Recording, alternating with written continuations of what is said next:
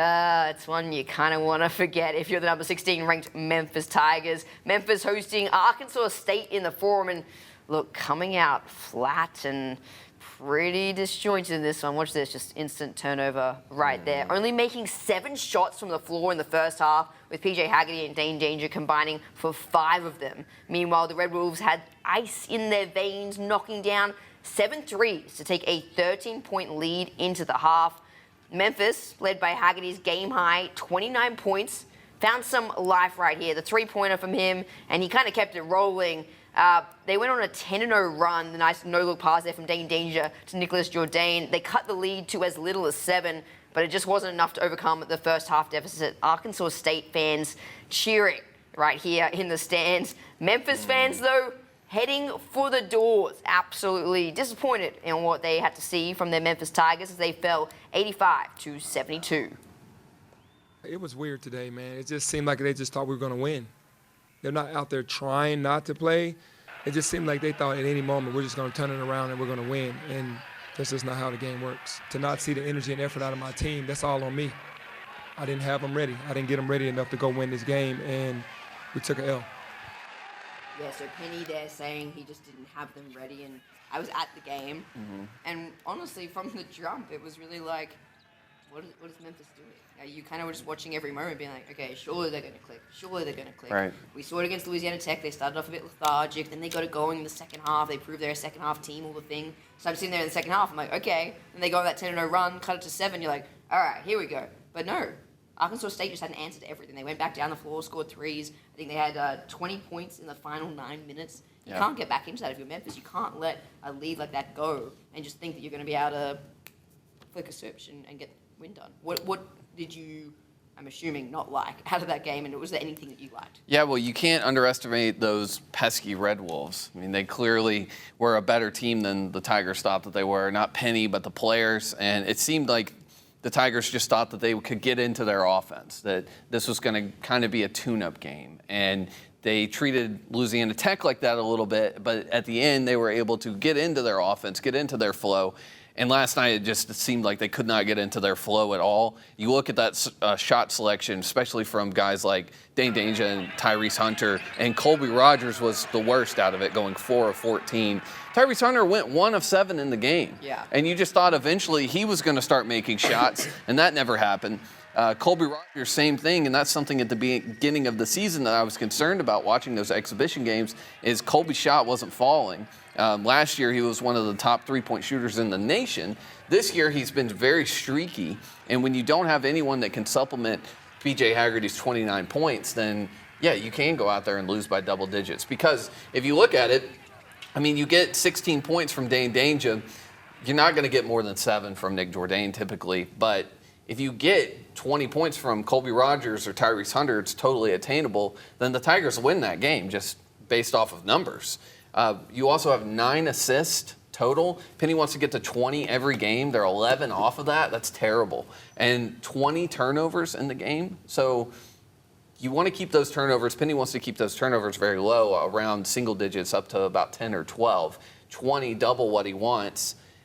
Yeah, it was a really, really poor performance. They dropped from 31 in the net rankings to 48 overall. Yeah, Arkansas State's pretty good, though. Yeah, I was going to say, like, it's should Memphis have won that game? Yes. But Arkansas State isn't a bad team by any means. Like, they're a good team. They showed that yesterday. I think a lot of people and a lot of fans out there are being like, well, this is last year all over again. Here we go. Yeah. Penny post-game said, I'm not panicking. It's one game, guys. Like, come on. Yeah. And I can understand where fans are coming from, because you watch your team, you go to the Maui Invitational, you get to the final, you beat Michigan State, you beat reigning back-to-back champs UConn, you get ranked in the AP up to number 16, you kind of go toe-to-toe with Auburn there a little bit, you come back and a super average against Louisiana Tech, and they're kind of saying, oh, we had the Maui hangover, we're going to be fine, and you come out and you deliver that performance against Arkansas State, you drop out of the rankings to number, I think, 28 right now in the AP, and you're kind of like, what's going on? What's happening? But if I am a fan, I'm not panicking right now. I'm not. I agree with Penny. I think it's one game. Did they look good? No. But it's very early in the season. A lot can happen. You know, you look at a team like Alabama last year, they had 5 non-conference losses and still made it to the Final Four. Okay, so you've now got 2 losses. At the end of the day, Memphis, all they have to do is go and win the AAC title, and then they're through, right? Obviously, that's not what they want to do. They'd much rather get in off their own merit and put themselves in the AP top 25 and get in off that. But I don't think this is time to panic right now. I think this is maybe a bit of a wake-up call to those players. Like, hey, we've been saying that we can't just, walk into these games and play. But maybe this is actually the moment where it's like, oh, okay, we now see that we can't just walk into these games and play. We have to really show up. And I think it's interesting, the Arkansas State coach said to Penny pre-game that this is the best team that he thinks Penny has had in his entire time at Memphis. Yeah. And he said this is the best backcourt. The 3 combined, the trio there in the backcourt. He said that's the best backcourt he has in the nation as well. Yeah, I'm gonna be honest though, I don't see it yet with that. With Penny saying that this is one of the best backcourts, including Colby Rogers in that. I haven't seen it I saw it in Tyrese in the tournament. I haven't seen it from Colby yet, outside of that UNLV game where he did a little bit more than shooting from beyond the arc. So I need to see a little bit more from Colby and Tyrese as a whole in order for me to say, yeah, this is an elite backcourt. It might be elite, but I don't know if it's top in the nation. They have the potential to be really good, but so far it's just been the PJ show. And when PJ has 29 points, I don't think that's when Memphis is at their best. I think Memphis is at their best when PJ has around 22 points and 1 or 2 of Colby or Tyrese is around that same score line. So PJ's done an okay job of sharing the ball. I think that, like I said earlier, they had 9 assists total. Penny really wants that ball moving a lot more. Something we saw early in the season, going to practice early on. Something that was really, really off last night. There's one more point that I was trying to make, but it's mostly about turnovers. It's mostly about how they were sloppy with the ball. We saw it a lot in the video that you got last night. And it was the same case with Louisiana Tech. In Maui, even against Auburn, the passes were crisp, they were clean. And so I don't know if they're just not used to playing in the Forum yet or what it is. They're college basketball players. It doesn't matter who you're playing. Show up against Arkansas State. I mean, you've seen a lot of teams in the last few weeks, and you look at a team like Creighton to start the season that already have 3 losses. Kansas get blown out. Michigan State pick up a big win. I can't remember who they beat. Shouldn't have mentioned it. But the point is that there have been a lot of teams that we've seen who have lost to what should be bye teams, really. Right. And we've seen that all over college basketball. So, yeah, Memphis isn't alone in this. My question, obviously, Penny said he doesn't think it's time to panic. I'm saying it's not time to panic. Are you panicking? No. It's too early in the season. I think that this team is still figuring each other out and still figuring out this new environment. I think that Penny's plan will come to fruition. I think something that we haven't talked about is the Musa Cisse, Dane Danger rotation.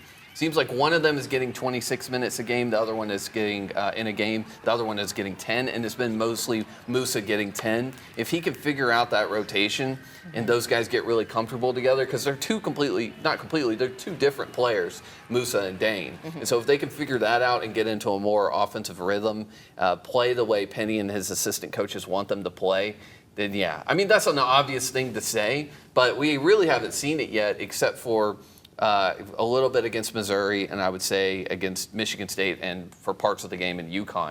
And so, yeah, Penny said after the Louisiana Tech game, Memphis overall looked pretty good in that game. I think that was not one of their better performances, but they did what they were supposed to do. They still got the win at the end. But Penny said that they got about 70% of the things right in that game.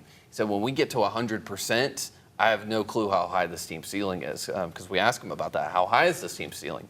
And so 100% running Memphis, I think, looks really, really good. Will we ever see it, though? I don't know. But when you say that, then in my opinion, then you're panicking. So I'm not going to say that we'll never see that, but we got to see it here soon because they're playing some good teams coming up, right, Rachel? Yeah, I was going to say there's a lot that they have to kind of figure out over the next couple of weeks, and they need to do it really quickly because they've got a bunch of big games, and the games they really need on their schedule if they're going to get back into those rankings before conference play begins. Obviously, you got Clemson this Saturday, who are number 11 in the net right now, which is... It's a tough team right there. Then you've got Mississippi State, number 20 in the net, and Ole Miss, number 29. So all 3 really good teams that can really boost their rankings and get them back into the AP standings and kind of back on the national radar after yesterday. To me, it's interesting, right? Because you're saying, okay, they can't seem to really get up for these like meh games or what you consider to be a meh game. But then for the big teams, they can. So they're about to play 3 big teams. Are we going to see them get up for those 3 big teams? Or what are we going to see? And I think that's going to be the interesting thing. Penny said a lot yesterday about, we're looking at this team and there's a reason why fans shouldn't be panicking is because this team's different to last year. And he said the biggest difference to him is that they're better, they're healthier, both physically and mentally. And I think that's the big thing. Obviously, he talks a lot about the players that they lost last year due to injury during the middle of Caleb Mills, a big one. Caleb Mills, thank you. I was like, what is that name? He wasn't here last year. Losing him and that kind of derailed things, but also the mental side of things. And I think that seems to be a big difference with this team. We seem to see the chemistry to be a lot better with this team than what it was last year. Obviously, there's a long season to go, and if things keep going downhill like they did yesterday, then things could change. But right now, it looks like this team is a lot more cohesive and can kind of work through a loss like this, and I'm going to use it as a learning moment instead of a setback. You learn from your losses. Exactly. Sure. So I think it's going to be interesting to see how they go. Obviously, Clemson on Saturday, and that's a big game. I expect them to get up for it, and I think they would have got up for it whether they had this loss or not because they like those tests. They're the games that they look forward to. So I expect them to see them play really well. Yeah, and Clemson are going to be looking for revenge. Memphis beat them at home last year. They're playing at Clemson. Then they get an easier game against Virginia, who are 125th in the net. So yeah, you figure out some things against Clemson. Virginia's still a big team, even though they are 5-4, and so you could still probably work out some things in that game. I would say that Virginia is on the level of Arkansas State this year. So yeah, you come in, just play good basketball against Clemson, figure out what went wrong in that game and the Arkansas State game, and try to work out the kinks against Virginia until you get to Mississippi State and Ole Miss, because those are 2 really good basketball teams this year. And both teams play exceptional defense. And Memphis have struggled against a team like Auburn this year that play really good defense, and saw a lot of great defense from Arkansas State. Teams that they've done well against so far this year have been pretty average when you look at their defensive rating. They're all in the 50 to 100 range for the most part. So I want to see them play against someone like Clemson, someone like Mississippi State, Ole Miss, and see what they can do to improve upon what they messed up against Auburn with, right, and against Arkansas State.